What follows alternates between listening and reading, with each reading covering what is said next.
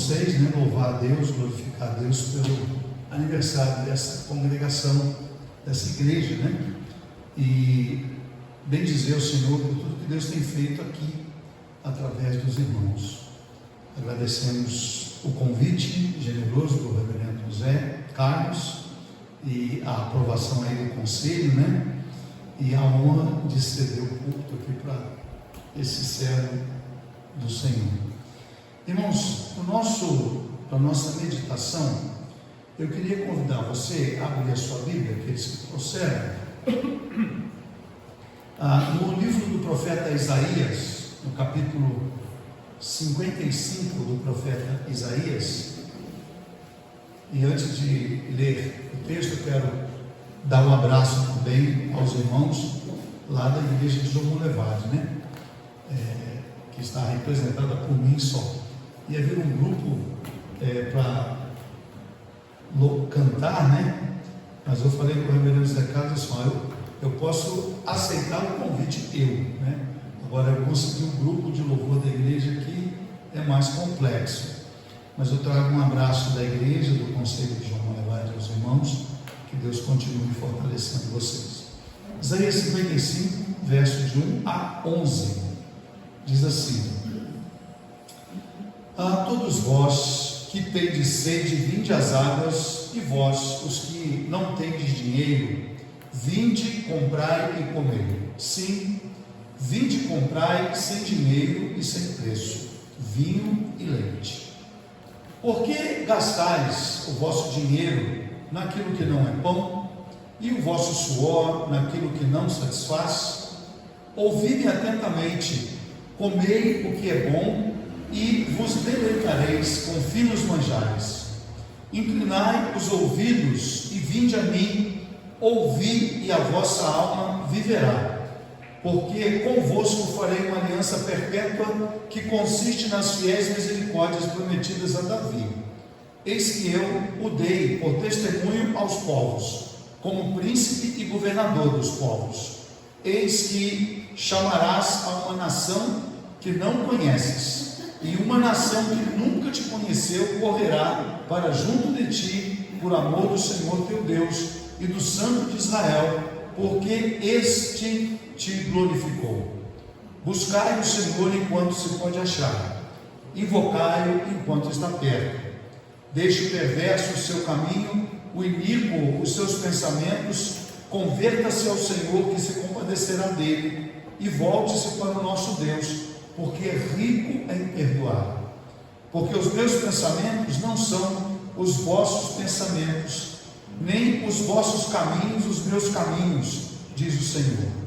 Porque assim como os céus são mais altos do que a terra, assim os meus caminhos mais altos do que os vossos caminhos, e os meus pensamentos mais altos que os vossos pensamentos. Porque assim como descem a chuva e a neve dos céus, e para lá não tornam, sem que primeiro reguem a terra, e a fecundem, e a façam brotar, para dar semente ao semeador e pão ao que come, assim a palavra que sair da minha boca não voltará para mim vazia, mas fará o que lhe apraz, o que me apraz, e prosperará naquilo para o que a designei. Esse texto é muito interessante porque fala de um convite, né? Quando a gente faz aniversário, a gente quer convidar um monte de gente para estar conosco, né? Pessoas queridas, pessoas importantes, né? Pessoas amadas, pessoas que significaram de alguma maneira na nossa vida, foram bênção de alguma forma na nossa vida. E quando a gente faz aniversário, a gente quer convidar pessoas amigas a estarem conosco. E esse texto é um texto que fala de um convite muito especial feito por Deus.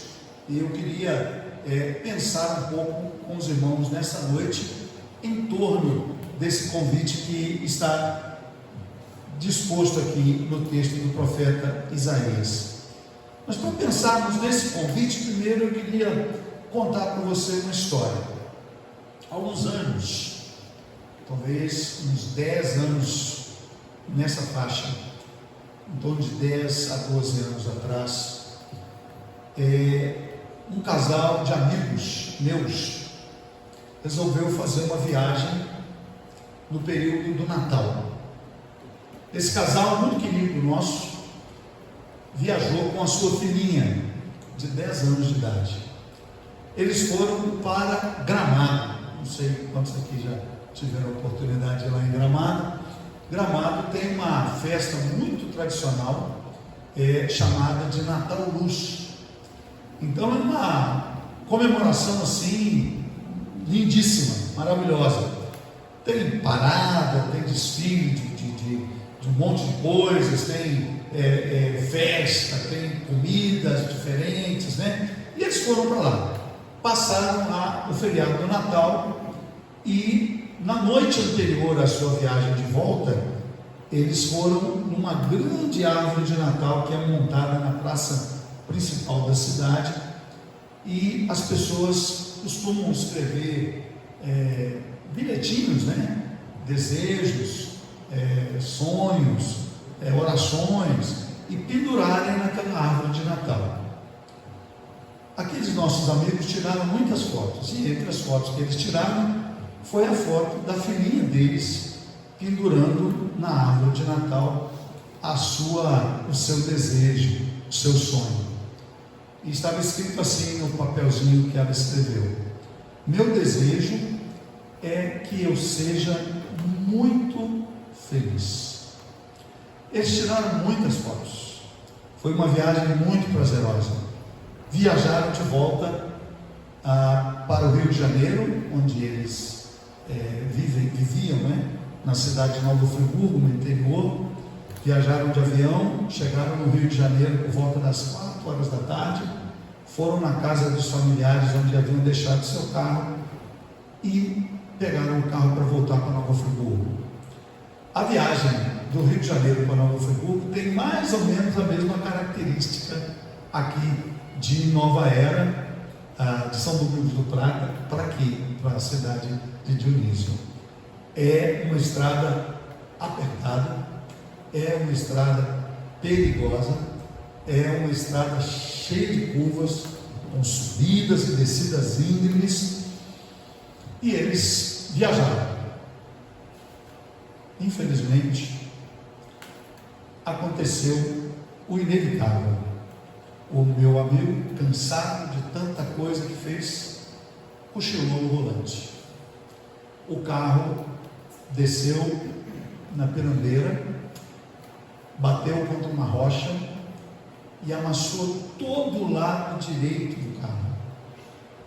E a esposa dele, que estava sentada na frente, e a filhinha dele, que estava sentada atrás, ambas morreram. Foi uma tragédia, para falar pouco. Quando eu soube do acontecido, eu disse para Fátima, lá em casa, nós já estávamos morando aqui em Jamonevade, eu disse para ela assim: eu acho que eu não conseguiria me manter vivo depois. Eu acho que eu não ia conseguir tocar a minha vida mais. Eu talvez cometesse até uma loucura, porque a dor é muito profunda. Foi uma situação muito, muito triste. Aquela menina era linda, linda. A sua mãezinha, o coração daquela família ficou estilhaçado. E quando nós nos aproximamos da palavra de Deus para pensar em circunstâncias tais como essa que eu estou narrando para você, nós encontramos uma palavra lá no Salmo. O salmista diz assim: que é a vossa vida? A vossa vida é como uma neblina que pela manhã está bem espessa, mas em saindo o sol, para logo se dissipa e vai embora. Vocês não têm permanência. O salmista, expressando a palavra do Senhor, diz: a nossa vida é como um sopro, é muito fugaz. Aquela menina tinha no coração tanta expectativa, tanta esperança. Ela tinha a vida inteira pela frente. Uma criança de 10 anos. Mas a vidinha dela foi ceifada. E eu tenho certeza que você conhece histórias parecidas com estas. Pessoas cheias de vida, cheias de saúde, outras já não tão saudáveis, mas a vida nossa, ela é de fato fugaz, muito curta. Um outro salmo diz assim: o homem, a vida do homem, tendo muito vigor, ele vai a 70, 80 anos, e às vezes essa vida se desdobra para 90, mas quando chega nessa idade, a Bíblia diz que é canseira e enfado. Eu tenho 64 anos. Eu estava falando com a minha esposa ontem lá em casa. Eu me assento no sofá e vou levantar, dói aqui. Se eu ficar sentado 20 minutos, eu levanto. Tem que ir devagarzinho. Antigamente, quando eu levantava da cama, eu dava um pulo e saía para resolver uma vida. Agora eu tenho que levantar, sentar, esperar o mundo parar de rodar. Depois que o mundo para de rodar, eu levanto, e aí eu já vou com a mão na parede assim, para me ajudar, para eu sair. A vida, ela é muito, muito fugaz. O salmista pergunta: o que é a nossa vida? Lendo esse texto de Isaías, eu o encontro colocado num livro que é uma joia da palavra de Deus, uma joia do idioma hebraico. Eu estava pensando ali sentado e me lembrando de uma situação muito engraçada. No Brasil, eu não sei quantos irmãos sabem, o sujeito que norteou a gramática brasileira é um homem chamado Rui Barbosa. Rui Barbosa, ele era extremamente inteligente. Isaías também, porque o livro de Isaías é a base da gramática hebraica atual. O que tem a ver Isaías com Rui Barbosa? Rui Barbosa, certa feita, um amigo dele falou assim: ô Rui, eu tenho um terreno, um lote para vender aqui perto de Petrópolis. Eu queria que você escrevesse um anúncio e pusesse no jornal para eu vender o terreno, porque eu não consigo vender. Aí o Rui Barbosa foi lá no terreno, viu o terreno e escreveu no jornal: vende-se lote com tantos metros quadrados, ao pé da serra de Petrópolis, com 2 cascatas de águas cristalinas, com vários pinheiros, onde o sabiá canta, onde não sei o quê. E o Rui Barbosa descreveu o lote, mas assim, né, com muito detalhe. Aí, depois de algum tempo, ele encontrou com um amigo outra vez e falou assim: ei, vendeu o terreno? Ele falou assim: o quê? Vender aquela joia? Depois que eu li o anúncio que você pôs no jornal, nunca mais eu queria vender o meu terreno, porque eu não sabia que o meu terreno era tão bonito. Isaías, irmãos, quando ele escreve o seu texto, ele traz muitas coisas preciosas para o nosso coração. No capítulo 9, ele fala do nascimento de Jesus. No capítulo 53, ele fala da morte de Jesus. Isaías é um poeta, é um Rui Barbosa. E esse livro que ele escreve, quando ele chega no capítulo 55, que foi o capítulo que nós lemos, ele descreve um desejo profundo do coração de Deus, que é exatamente o tema que eu queria meditar com você nessa noite. Ele fala da decisão de Deus que, mesmo em meio à dor, mesmo em meio a tristezas, mesmo em meio a circunstâncias, às vezes, que fogem totalmente, completamente do nosso controle, como foi o caso daquele acidente, como é a vida de uma forma geral, Isaías diz que Deus propõe uma dádiva capaz de restaurar o coração triste, desvalido, destruído pela dor, pela solidão, pelo reconhecimento da fragilidade da sua própria existência. Nesse texto, Isaías nos faz um convite. O texto de Isaías nos fala de um convite feito por Deus. Nos primeiros 5 versículos, Isaías nos diz que esse convite que Deus faz ao homem é um convite cheio da sua graça amorosa e preciosa. A ideia desses primeiros 5 versículos é que esse convite é um convite tão surpreendente, é algo tão precioso, tão grandioso, tão irrecusável, como se fosse um mendigo que estivesse colocado numa praça de uma cidade qualquer, maltrapilho, fedido, sem comida, sujo, barbudo, descabelado, imundo, rejeitado por todas as pessoas, e de repente a pessoa mais rica da cidade se achegasse àquele mendigo e o convidasse para ir para a sua casa para receber um jantar em sua honra. Então é um convite absolutamente cheio de graça, tão gracioso que é absolutamente irrecusável. E é interessante porque a palavra de Deus nos fala que para Deus é exatamente o que nós somos.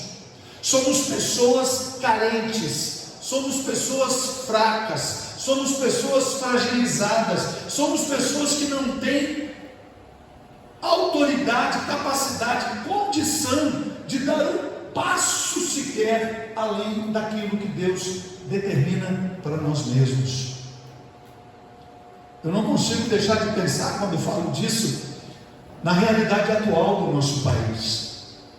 Juízes do nosso país que acham que estão acima da lei, acima do direito, acima de todas as coisas, que podem o que querem, que fazem o que querem, que andam para lá e para cá, fazendo coisas, vivendo de maneira absolutamente desconectada com a realidade do próprio país.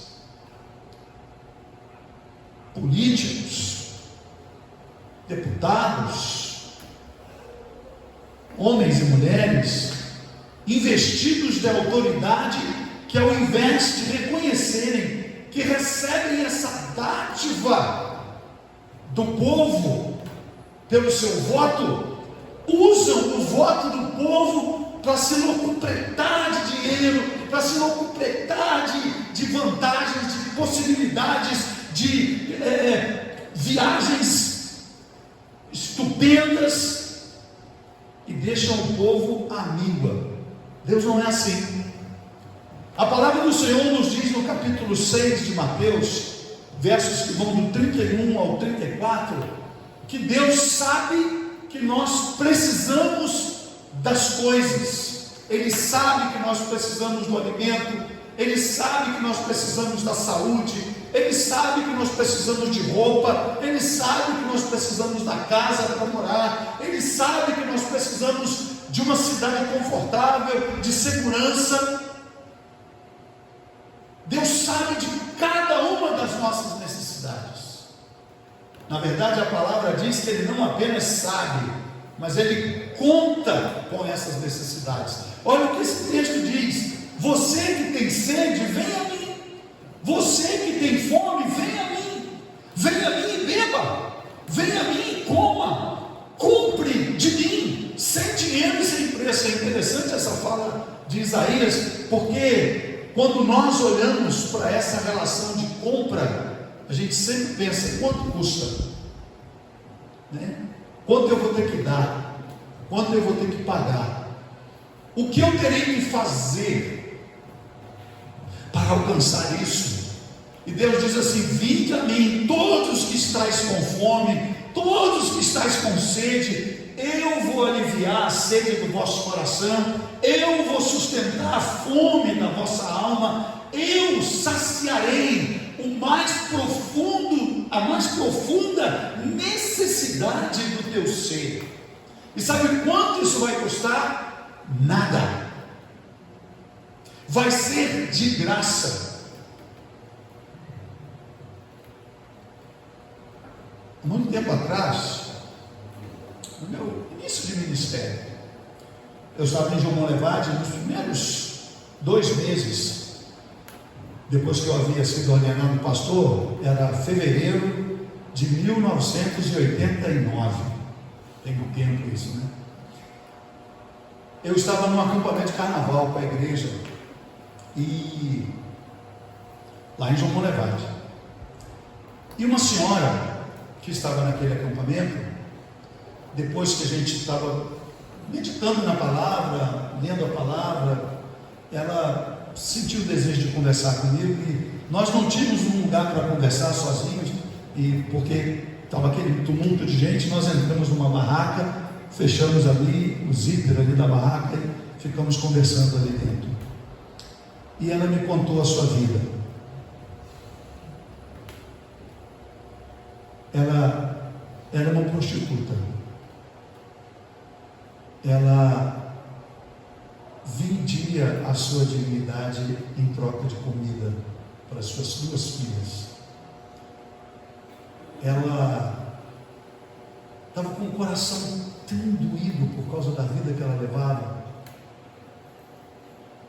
E eu comecei a falar com ela da graça de Deus, da misericórdia de Deus, do perdão de Deus, de como Deus transforma o coração do homem e da mulher, mudando as nossas expectativas, as nossas possibilidades, as nossas perspectivas, e principalmente mudando a nossa ordem de valores, né?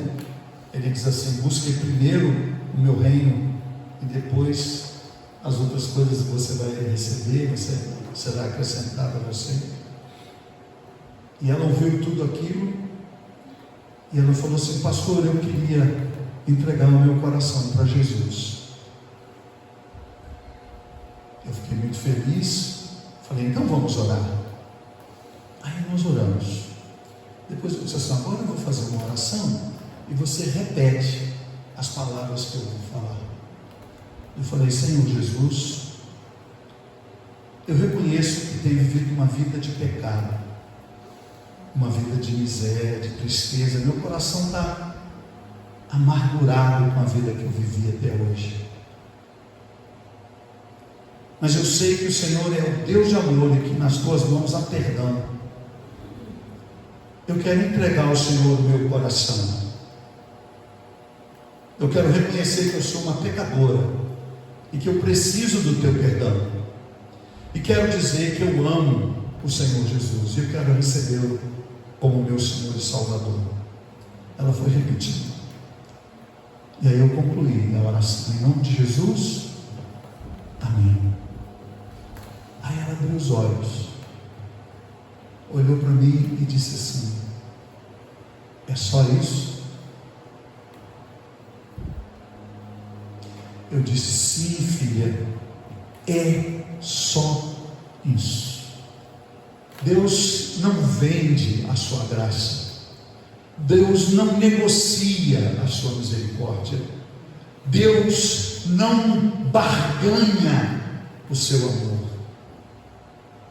O convite de Deus é um convite gracioso para mim e para você, que somos como esse mendigo jogado na sarjeta, que ninguém tem nem coragem de passar perto, mas Ele quer levar você para junto de si, para lhe dar vida plena.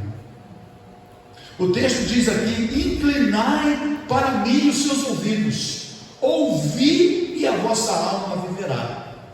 Jesus Cristo diz no capítulo 10, versos de 7 a 11 do Evangelho de João: eu vim para que vocês tenham vida e a tenham em abundância. E depois o Senhor Jesus Cristo diz: todo aquele que vem a mim e come de mim, todo aquele que vem a mim e bebe de mim, de forma alguma terá sede e terá fome. Por isso, quando Isaías fala desse convite que Deus nos faz, ele diz que é um convite absolutamente gracioso. Gracioso no sentido da grandiosidade daquilo que ele está disposto a nos dar. Gracioso porque é de fato pela graça. A segunda coisa que Isaías fala sobre esse convite está nos versos 6 e 7, que dizem assim: buscai o Senhor enquanto se pode achar, invocai-o enquanto está perto. Deixe o perverso o seu caminho, o iníquo os seus pensamentos, converta-se ao Senhor, que se compadecerá dele. Volte-se para o nosso Deus, porque ele é rico em perdoar. Esse convite de Deus é um convite cheio de graça, mas é um convite urgente. Sabe por quê? Porque aquele meu amigo não tinha a menor ideia do que ia acontecer com ele no final daquela noite. De manhã, ele estava lá em Gramado, rindo, brincando, se divertindo. A sua esposa não tinha a menor ideia do que ia acontecer naquela noite. De manhã, ela estava junto com seu esposo, desfrutando de um passeio que muita gente sonha em fazer: ir a Gramado, lá no Rio Grande do Sul, participar daquela festa natalina tão grandiosa, tão preciosa. Muito menos aquela criancinha, aquela menina. Eles não podiam imaginar o que estava para acontecer no final daquele dia. E eu digo para você uma coisa: nós estamos aqui nessa noite, nenhum de nós faz ideia, faz a mínima ideia do que está para acontecer na nossa vida. Por isso o convite que Deus faz é um convite urgentíssimo. Eu quero perguntar para você: qual tem sido a ênfase da tua vida? Quais têm sido as principais coisas nas quais você tem investido seu tempo, seu dinheiro, sua energia, sua saúde, sua inteligência, seus relacionamentos? Quais têm sido as suas prioridades? Para nós que temos tido já de longa data um relacionamento com o Senhor, eu pergunto: qual tem sido o nosso testemunho diante do mundo? Como tem sido a nossa vida de cristãos diante do mundo? Como o mundo tem enxergado o nosso viver, o nosso caminhar, as nossas relações, os negócios que nós fazemos? Nós que somos crentes, vamos dizer assim, né? Que é o que costuma ser falado, né? Qual tem sido o nosso testemunho diante do mundo, diante de Deus, diante da igreja?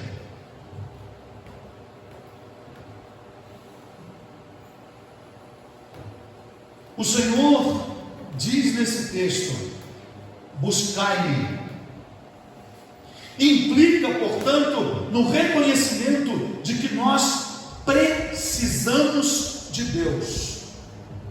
Implica no reconhecimento de que nós temos que ter no nosso coração, assentado profundamente na nossa alma, que nós somos incapazes de prover o segundo passo o segundo respiro. Jesus Cristo disse certa vez: que homem há que possa garantir um côvado a mais no curso da sua existência? Sabe o que é um côvado, amado irmão? Um côvado é uma medida de 45 centímetros, é mais ou menos um passo. Então Jesus Cristo pergunta: qual é o homem, por ansioso que esteja, que pode acrescentar um passo ao curso da sua vida? Eu não vou gastar tempo em falar com você de pessoas que eu conheci, estavam bem, cheias de saúde, vivendo a vida, trabalhando, fazendo aquilo que tinham como alvo na vida, e no minuto seguinte perderam a vida. Não vou gastar tempo aqui em falar disso. Você sabe muito bem e conhece muito bem. Você conhece muitas pessoas que aconteceu exatamente assim. Então nós precisamos de ter o entendimento. Isaías diz: buscai o Senhor enquanto se pode achar. Portanto, é necessário que nós tenhamos no coração o entendimento de que nós precisamos de Deus. Nós dependemos de Deus. Ele é o nosso provedor. É aquele que nos deu hoje cedinho, bem cedinho, quando a manhã começou, quando você estava dormindo na sua cama, e então, não sei se foi como foi comigo, né? Hoje o despertador não tocou, eu acordei antes. O despertador toca e a gente abre o olho. Acordou. A Bíblia diz que cada manhã, e aqui todas as pessoas que estão aqui, inclusive eu, todos nós, bem cedinho nessa manhã, Deus renovou sobre você a misericórdia dele. Deus deu para você o dia de hoje, até agora, até aqui. Terminando esse culto, nós vamos cada um para a nossa casa. Eu vou pegar o meu carro e vou subir essa serra de novo. Deus é que sabe se eu chego lá em Monlevade.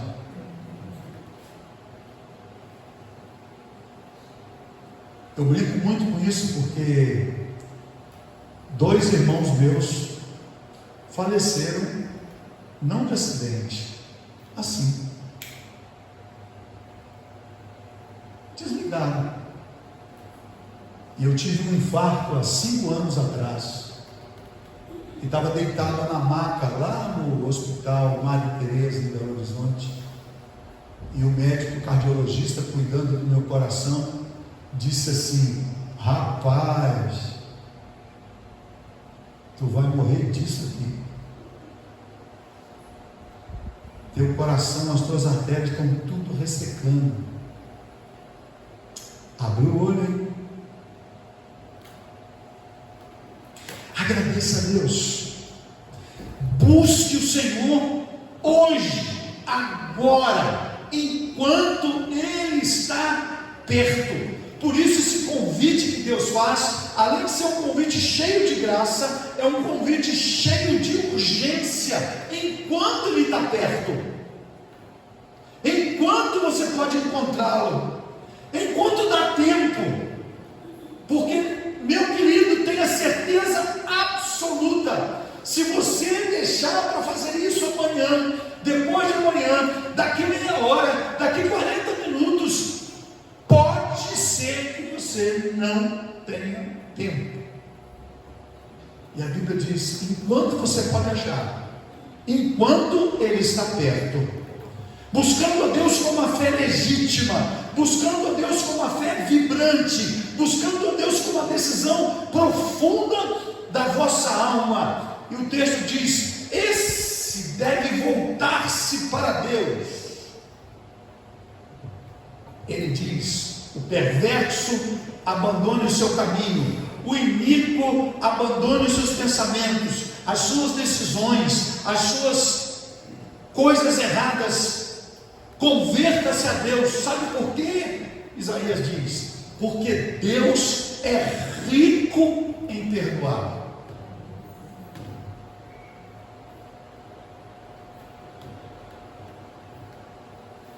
Você pode dizer assim, talvez: pastor, o senhor não conhece a minha vida, o senhor não sabe quem sou eu, o senhor não imagina como eu sou terrível, o senhor não imagina o quanto eu sou mau, o quanto eu sou promíscuo, o quanto eu ando sujo, como o meu coração é um coração que se aproxima daquele que Deus odeia.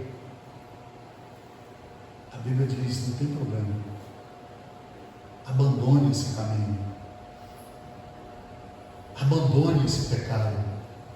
Ele diz assim: volte-se para Deus. Quem é perverso, abandone a perversidade. Quem é iníquo, abandone a iniquidade. Perverso e iníquo são duas palavras interessantes. O que é o perverso? Perverso é aquela pessoa que tem alegria pelo verso. Isso é ser pervertido. O pervertido é aquele que se satisfaz pelo outro lado, se é que você me entende.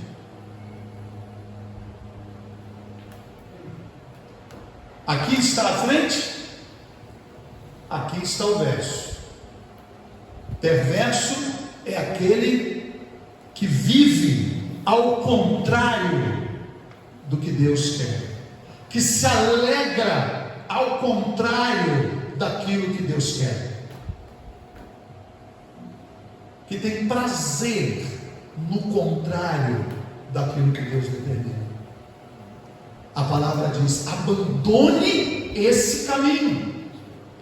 O iníquo é aquela pessoa má, aquela pessoa que tem um coração mau, aquela pessoa que se satisfaz de explorar, de espizinhar, de arrancar o outro até o último suspiro.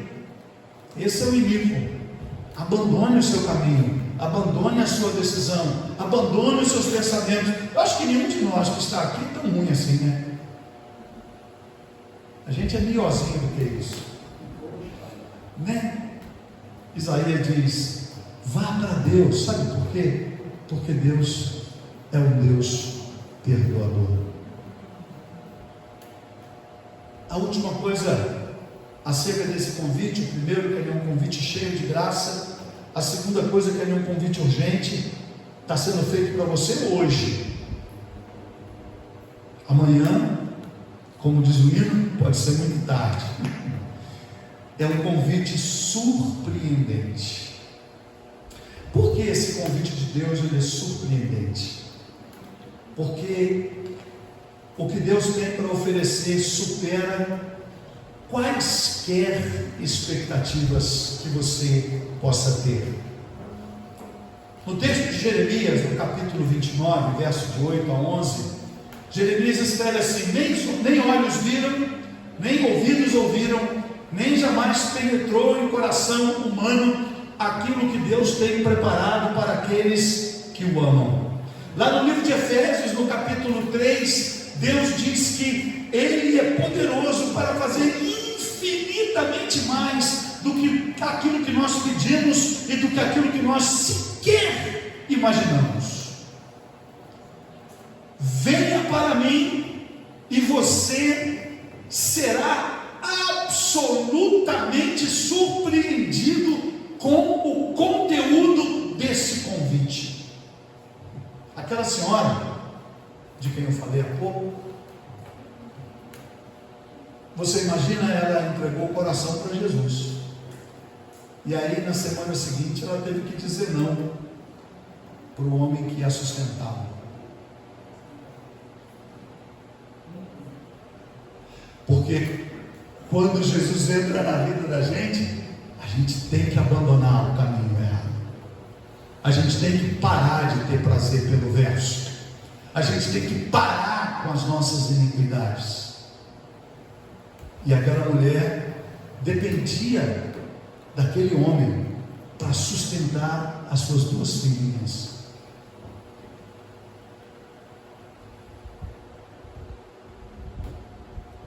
Ela teve que dizer não para o homem, e ele foi embora,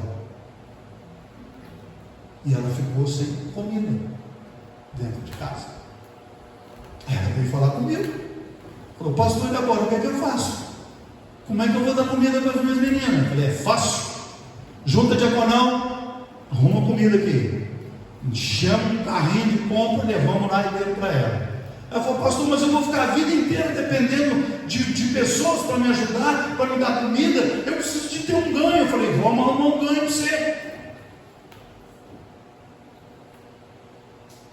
Para eu resumir a história daquela mulher, não posso falar o nome dela, porque se você for lá em Jomolevade, você vai encontrar a família dela lá. As 2 meninas delas estão lá em Jomolevade. Ela faleceu o ano passado, mas ela se aposentou como uma das cabeleireiras mais bem-sucedidas de Jomolevade.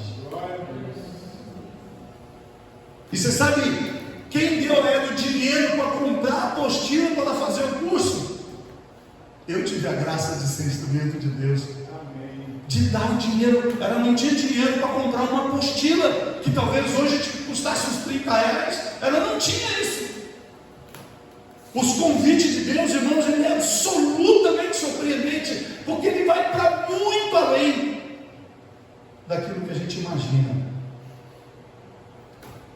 É um convite surpreendente, porque quem convida, quem faz esse convite, não é o pastor Reginaldo, não é o missionário, não é o pastor José. Quem faz esse convite é o Deus fiel, Criador dos céus e da terra. E ele diz aqui que ele manda a chuva, ele manda a neve, ele manda o sol, ele proporciona a terra, ele proporciona a semente, para que aquele que planta tenha com que trabalhar, e aquele que planta tenha aquilo para comer. Ah, como Deus é precioso! Porque às vezes a gente acha que ser servo de Deus é sentar debaixo de uma sombra, ou como diz a música, né? Sentar à beira de uma árvore, ouvindo os pássaros cantar. Será que é isso que é ser crente? Será que é isso que é ser abençoado por Deus? O Salmo 128 diz assim: eis como será abençoado o homem que teme ao Senhor. Feliz serás, do trabalho de tuas mãos comerás.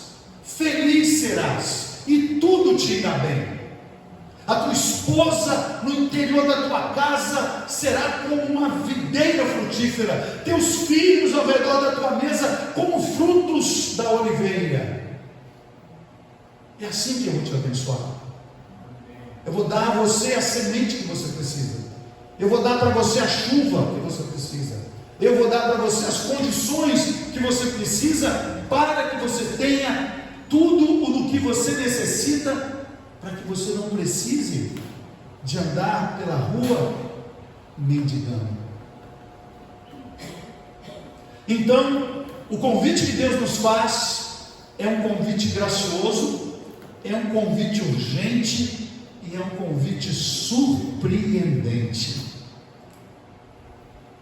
Veja,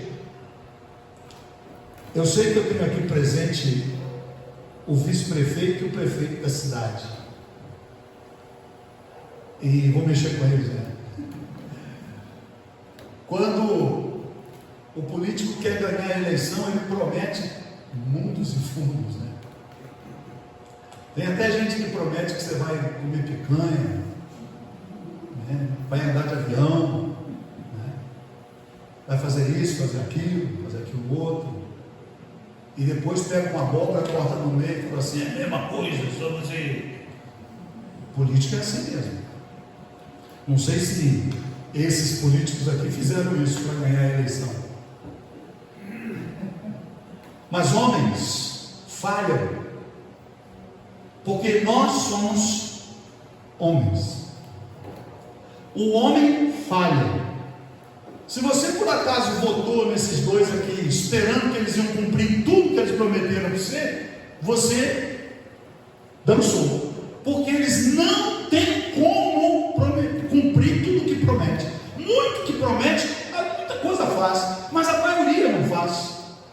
Se eles fizeram, glória a Deus por isso. Se eles não fizeram, é porque eles são homens. E se você anda vivendo a sua vida esperando na mão do homem, você é infeliz, porque o homem, ele é falho. O homem passa, como disse o salmista. O homem é como uma neblina. De manhã ele está bonitão, está ali, está forte, você nem consegue enxergar o portão da sua casa. O sol levanta e a neblina some. É assim que é o homem. Assim são os homens. Eles passam, eles são frágeis.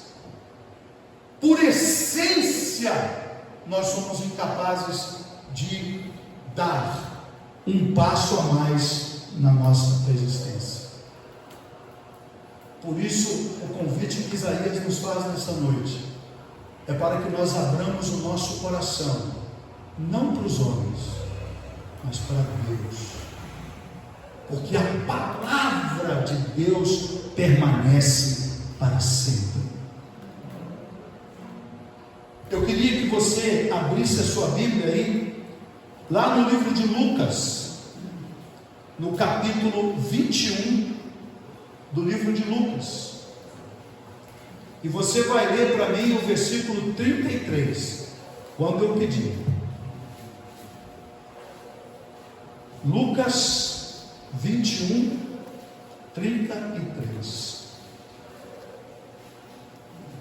E eu vou ler um outro texto aqui, que é lá no livro de Números. O texto que eu vou ler diz assim: Deus não é homem para que minta, nem filho do homem para que se arrependa. Porventura, tendo ele prometido, não o fará? E tendo ele falado, não cumprirá? Agora lê para mim Lucas 21, 33.